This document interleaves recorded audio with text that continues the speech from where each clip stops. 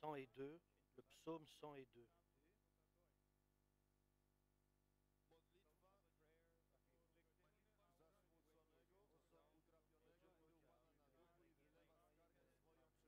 Prière d'un malheureux à bout de force, qui expose sa plainte au Seigneur. Seigneur, écoute ma prière, accueille mon appel avec bienveillance. Ne te détourne pas de moi quand je suis dans la détresse. Tends vers moi une oreille attentive. Le jour où je t'appelle au secours, réponds-moi sans tarder, car ma vie s'évanouit comme une fumée. Mes dernières forces se sont consumées.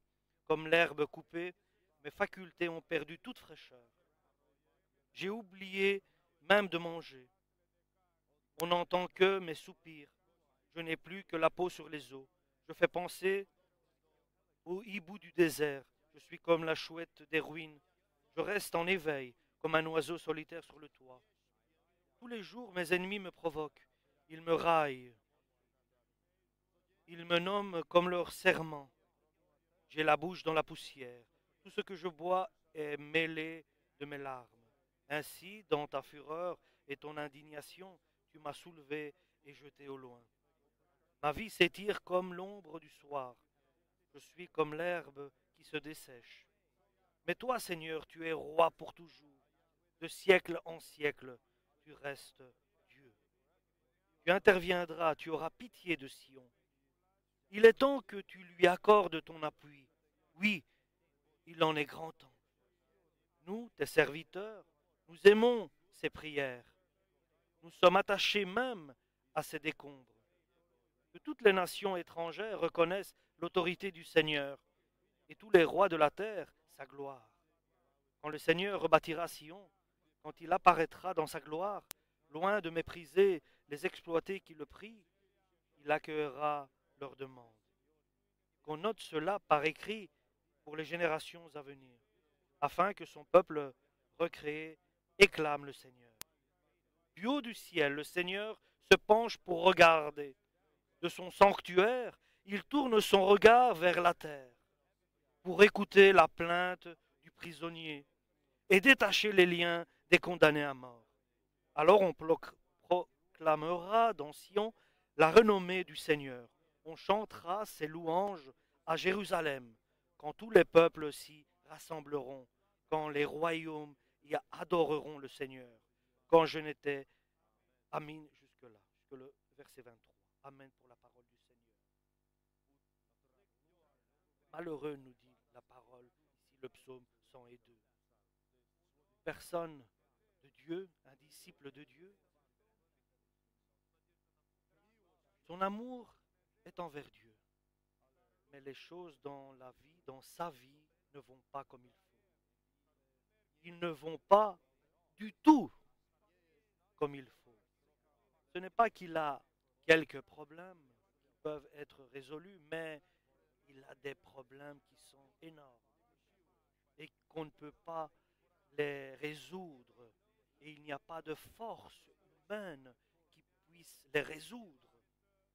Il n'y a pas une résistance humaine qui puisse intervenir et tenir et aller résoudre ces problèmes.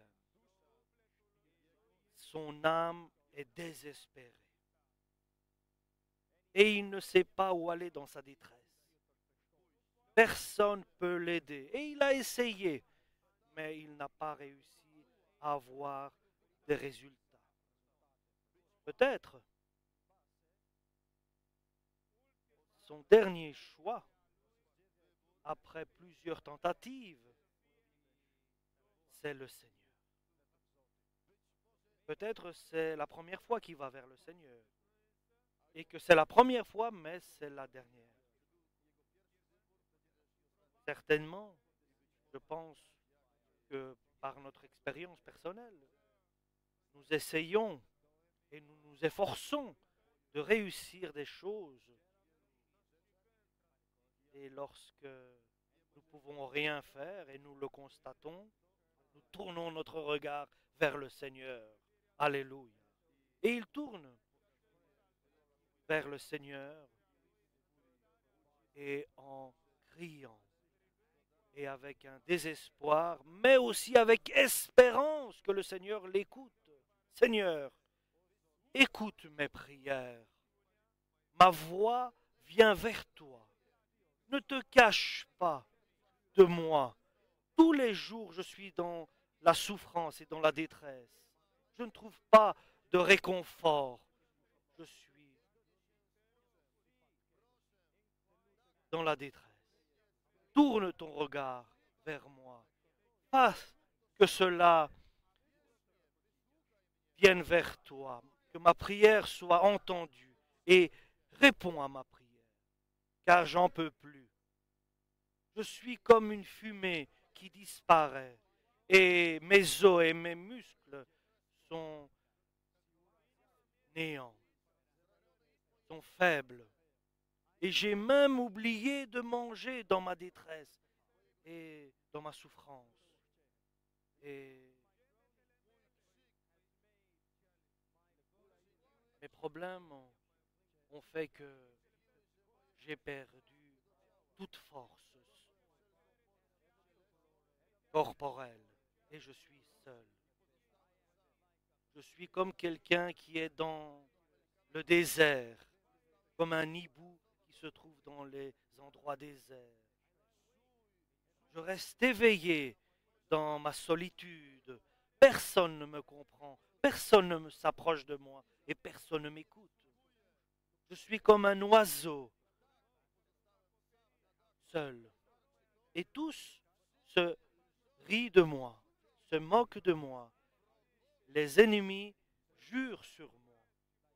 J'ai été humilié jusqu'au sol. J'ai mangé du sable, de, de la cendre jusqu'au sol. Et mes larmes coulent sur mon visage. Et tout cela, Seigneur, c'est à cause de toi. Parce que tu m'as élevé et tu m'as détruit. Tu m'as rabaissé.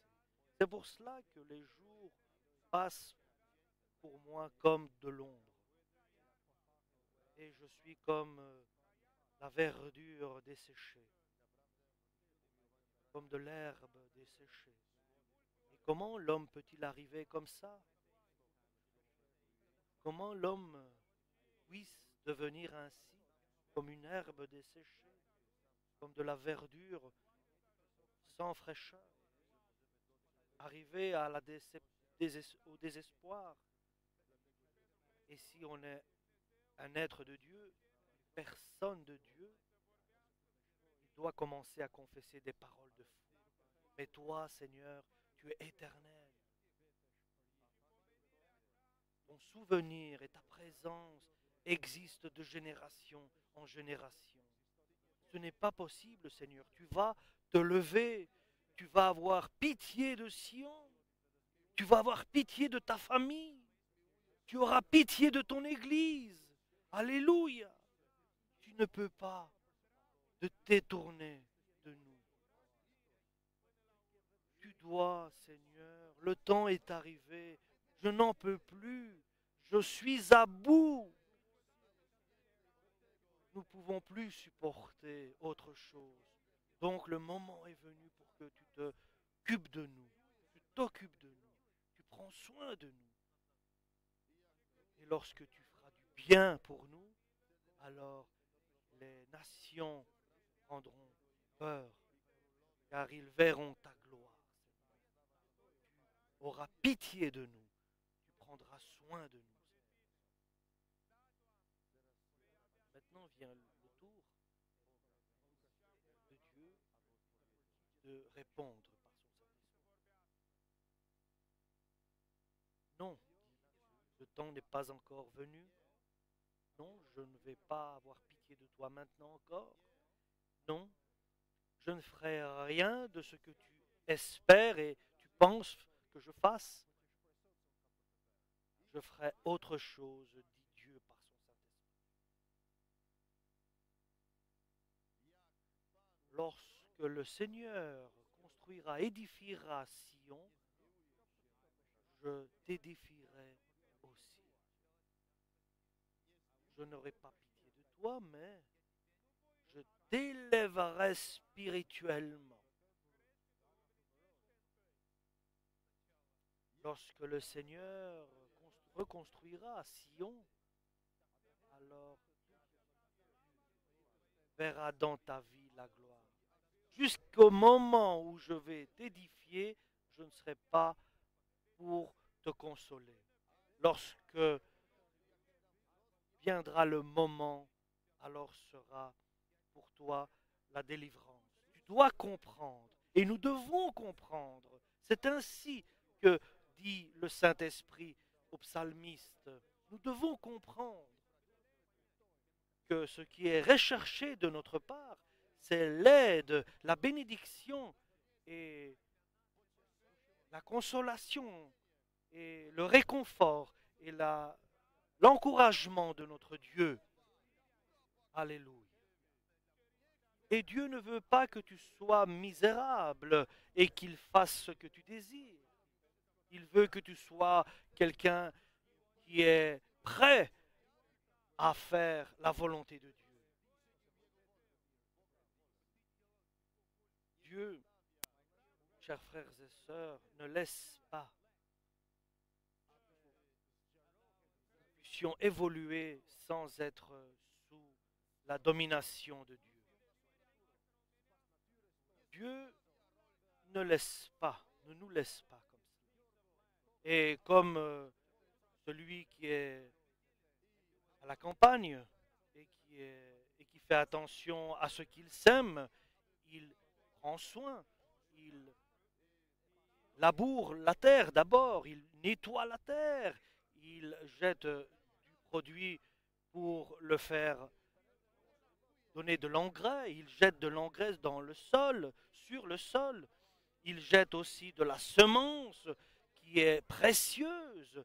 Cette semence est précieuse pour celui qui travaille la terre. Et il travaille avec beaucoup d'efforts. Et il jette cette semence sur la terre.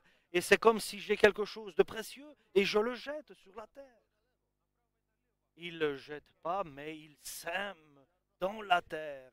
Et il ne sème pas n'importe où dans une terre aride, mais sur une terre propre, nettoyée, labourée. Et lorsque le Seigneur va te reconstruire, va t'édifier, va t'élever, alors il regardera vers les prières de ceux qui sont dans la peine, ceux qui ont été oubliés, et il n'oubliera pas nos prières. Alléluia. Nous sommes aujourd'hui dans un train, et le train avance. Et moi, j'étais à la fenêtre et je regardais. Et je voyais une terre aride et des hommes qui avaient faim. Et je voyais un autre champ qui était labouré et des personnes qui travaillaient dans ce champ. Et ils creusaient, ils nettoyaient ce champ. Et le train continuait. Et je voyais un village qui était habité par des personnes qui avaient faim. Et les terrains autour n'étaient pas travaillés, labourés. Et j'ai vu un autre village où il y avait des maisons blanches, propres. Les champs étaient verts, d'herbe. Les gens louaient Dieu et ils travaillaient dans les champs. Et leurs femmes et leurs enfants étaient dans la joie. Ils étaient heureux. Les femmes travaillaient dans le ménage familial.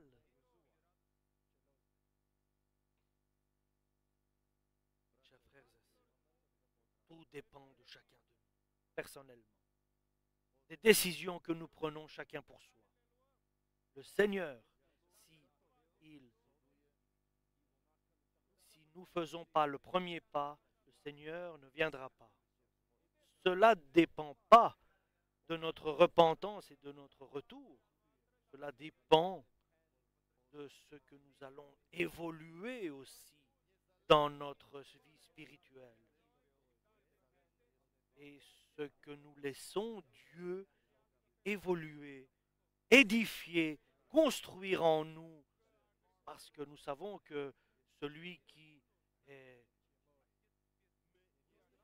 l'agriculteur est celui est notre Seigneur. C'est lui qui travaille la terre. Et nous devons comprendre Dieu travaille notre cœur. Et cela prend toute sa valeur dans notre vie. Nous étions dans un village. Il y a des personnes là qui ne s'occupent pas de la propreté. Ou bien nous voulons être dans un village propre, purifié par Dieu lui-même. Et les champs sont ouverts et qui ont été arrosés par le ciel. Cela dépend de nous. Et je vais le dire, cela dépend de toi, frères, sœurs. Cela dépend de chacun de nous personnellement. Et que dit la parole de Dieu? Cela va être écrit pour la génération suivante. Et le peuple, la nation qui viendra après, c'est ainsi qu'elle vénérera et adorera Dieu. Parce qu'alors, Dieu s'est penché de son sanctuaire vers la terre. Pourquoi? Parce que maintenant, il va écouter la plainte de ceux qui se plaignent sur la terre et ceux qui sont condamnés à mort. Pourquoi? Seulement pour les libérer? Seulement pour les aider? Non, non, chers frères et sœurs, mais pour les établir des prédicateurs de justice. Alléluia. Pour qu'ils puissent prêcher à Sion la vérité et qu'ils glorifient Dieu. Donc, regardons ce que nous voulons et ce que Dieu désire. Dieu désire qu'il te fasse, chers frères et sœurs, qu'il nous fasse des prédicateurs de justice, comme il a fait dans une génération infidèle et incrédule comme Noé, comme dans la génération de Noé, où Noé criait, Dieu va détruire la terre. Et le seul qui sera sauvé, c'est celui qui entrera dans l'arche, parce qu'il y aura une inondation. Il ne restera rien de vivant. Et il prêchait, pas seulement avec des paroles, mais la prédication de justice de Noé était visible par la construction de l'arche. Il construisait et ses paroles correspondaient à sa foi. Et il obéissait à la parole de Dieu, il croyait à la parole de Dieu, et cela se révélait par ses actes. Pour que Dieu te fasse un prédicateur de justice, pour que tu puisses prêcher à Jérusalem et dans Sion, tu dois passer par les épreuves,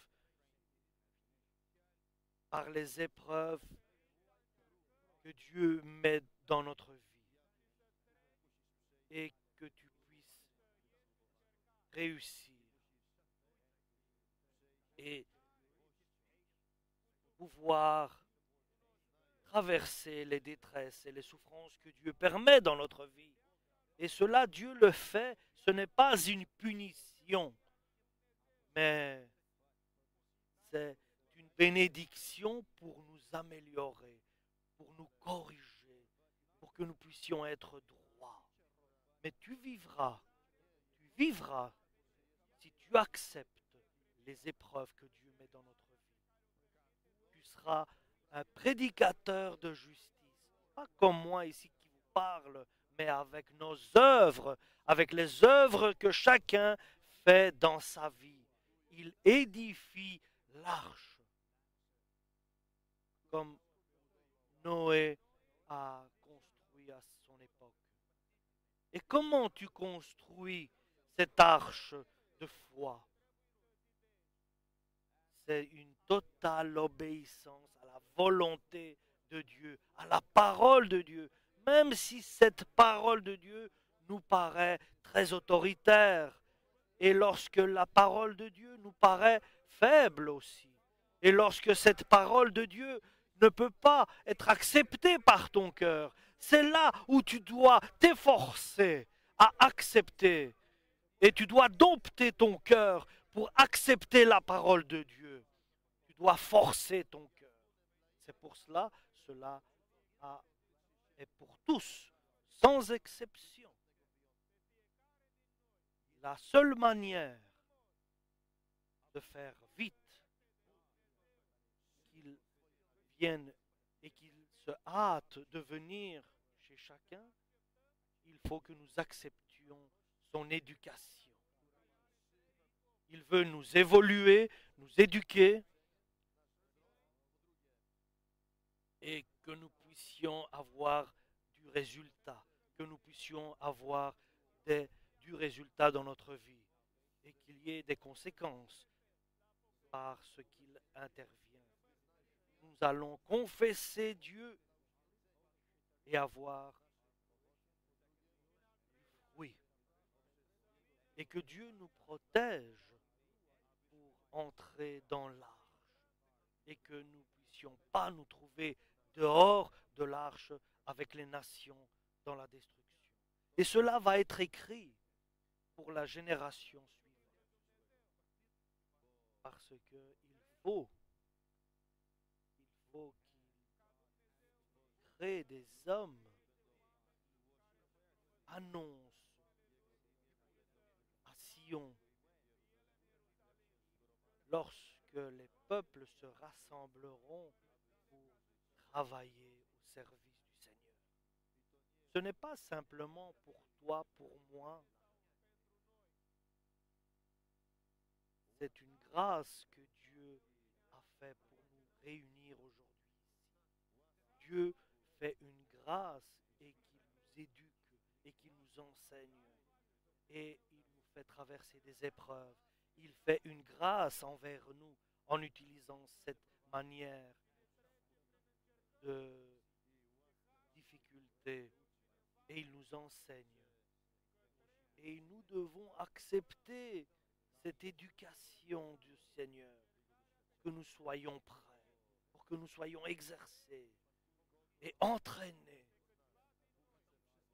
et qu'il nous établisse des prédicateurs de justice dans Sion, lorsqu'il réunira les peuples et les royaumes à lui, pour que tous soient au service de Dieu le Tout-Puissant, béni soit son éternellement. Alléluia.